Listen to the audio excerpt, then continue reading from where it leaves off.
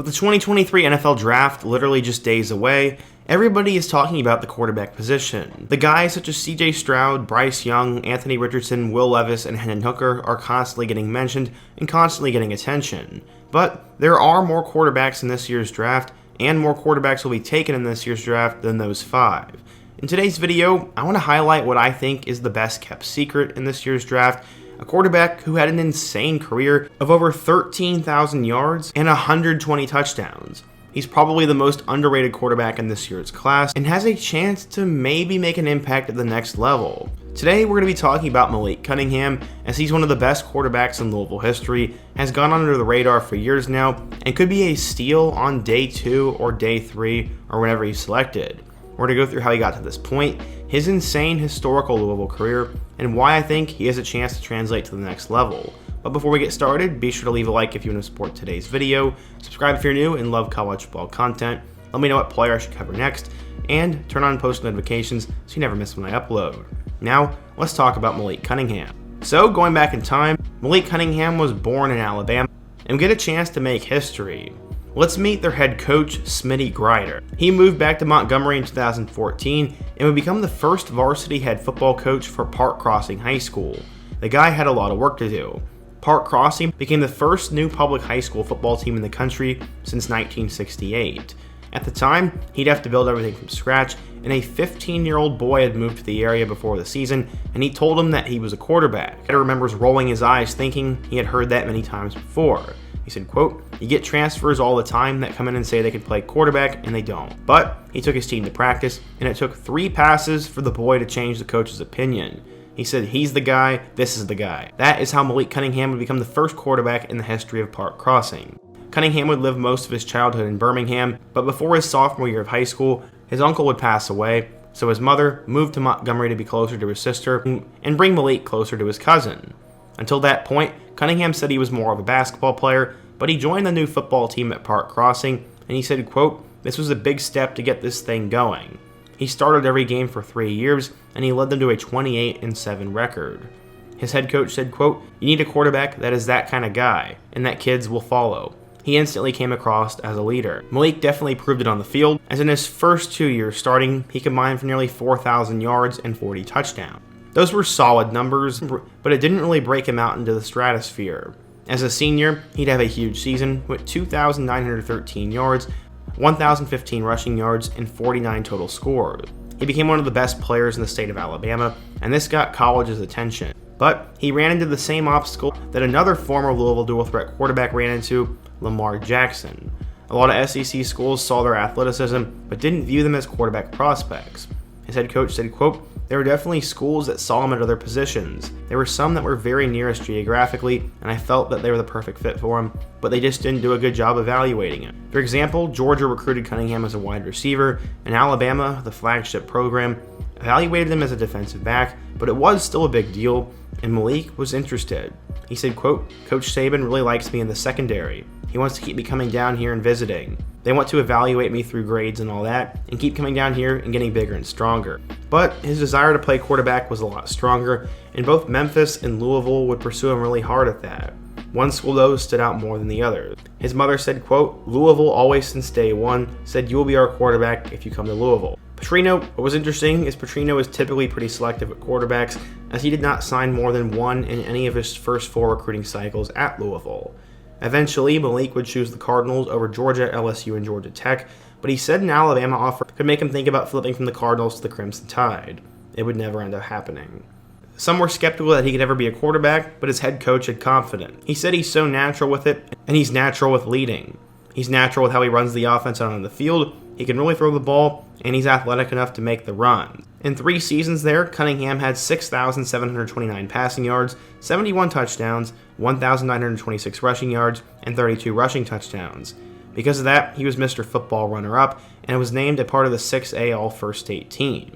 This led scouts to thinking he was a pretty big deal, as according to 24/7 Sports, Malik was a 3-star recruit, the number 33 athlete, and the 501st best player in the class of 2017.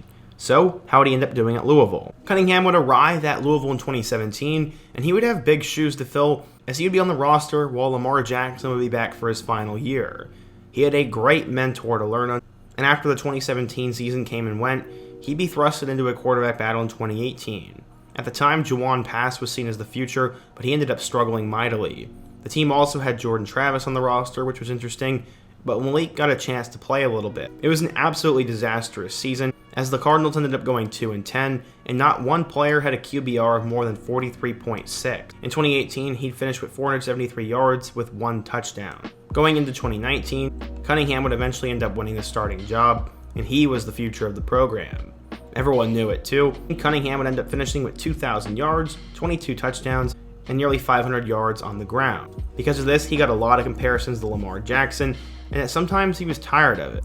Cunningham pretty much burst onto the scene in 2019, but it raised an interesting debate. What was his name? Was it Malik or was it McCall? Everyone knew him as Malik, but against Boston College in 2019, he switched it to McCall. Malik was actually his middle name, and had always gone by that, but he wanted to make the switch.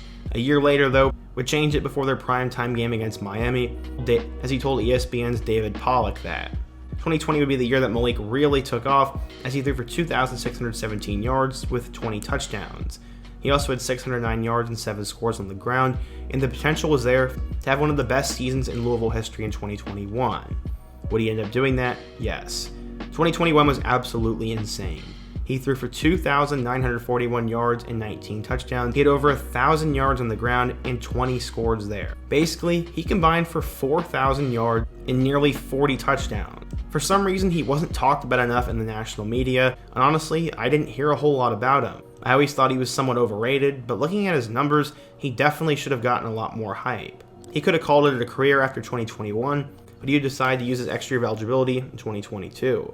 He'd come back, and it would honestly be a little bit disappointing, as he finished with 1,568 yards and 8 touchdowns, with 500 yards on the ground and 12 scores. His numbers took a drastic dip, but he did play in 10 of the team's 12 games, and he was sidelined with a shoulder injury. The numbers were definitely a letdown and are not going to help his draft stock, but he had an insane career at Louisville. In particular against Duke, he threw for over 300 yards and ran for over 200 yards, and was just the second player in FBS football to ever do that.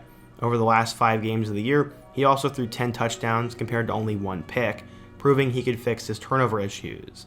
He even passed Lamar Jackson in all-time passing touchdowns and finished his career with nearly 10,000 passing yards, 70 touchdown passes, and over 3,000 rushing yards and 50 scores on the ground. Cunningham had no choice but to go off to the 2023 NFL Draft, but he'd still find a way to get drafted.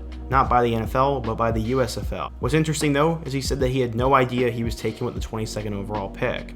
He said, quote, "I was actually working out, and then I see a notification that I was drafted. I didn't know what that was, and I had no clue about it, and I'm just as shocked as you are."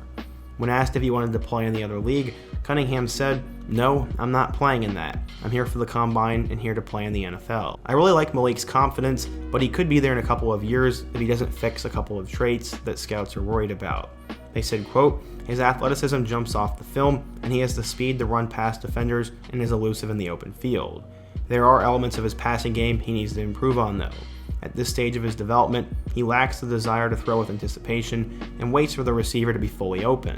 Just like the college scouts were skeptical, the NFL scouts are skeptical that Malik can make it in the NFL as a quarterback. When I take a look at NFL mock draft database, it's definitely not looking too good for him. Ever since February, his stock has jumped up a little bit, and he's currently ranked as the 275th best prospect.